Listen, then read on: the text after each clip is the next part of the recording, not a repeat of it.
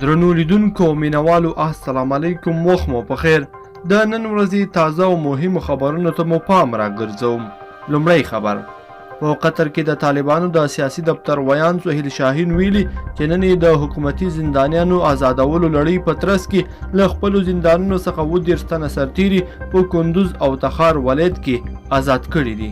دوهم خبر: ولسمشر غني چې نن سهار د ولوړپوړي دولتي پلاوي په مشرۍ د نیمروز ولایت زرنج ښار ته تللی و، د خپل سفر په ترڅ کې د غلام خان بند له رغنیزو چارو هم لیدنه کړې ده. د ولسمشر غني ویان صدیقي ویلي چې د یاد بند رغنیزې چارې 80% بشپړې شوي او تر راتلونکو 4 میاشتو پورې به ګټې اخیستنې ته وسپارل شي.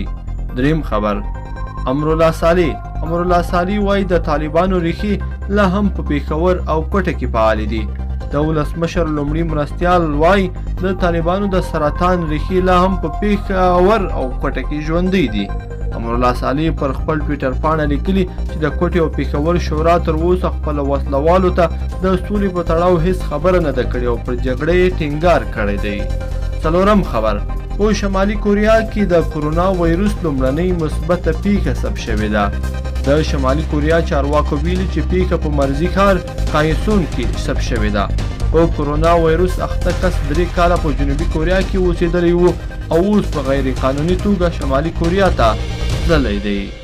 پنځم خبر: د طالبانو د لیست له مخې د 600 پاتې شوو زندانیانو له ډلې 50 تنه بندیان پرون ماښام د حکومت له زندانونو آزاد شوي دي. حکومتي سرچینې د دغه خبر د پخلي ترڅنګ وایي چې سبا به له پاتې ډلې زندانیانو څخه 80 تنه نور هم آزاد کړی شي.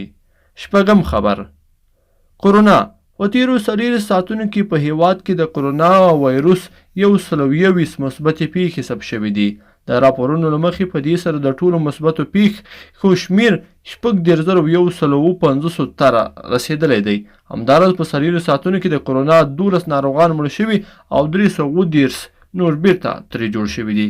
لیدونکو په دې هیله چې د خبري ټولګه به مو راسره تر پایه پورې لیدلې وي. که مو دا ویډیو خوښه شوې ویډیو لایک کړئ، د سره او چینل هم سبسکرایب کړئ.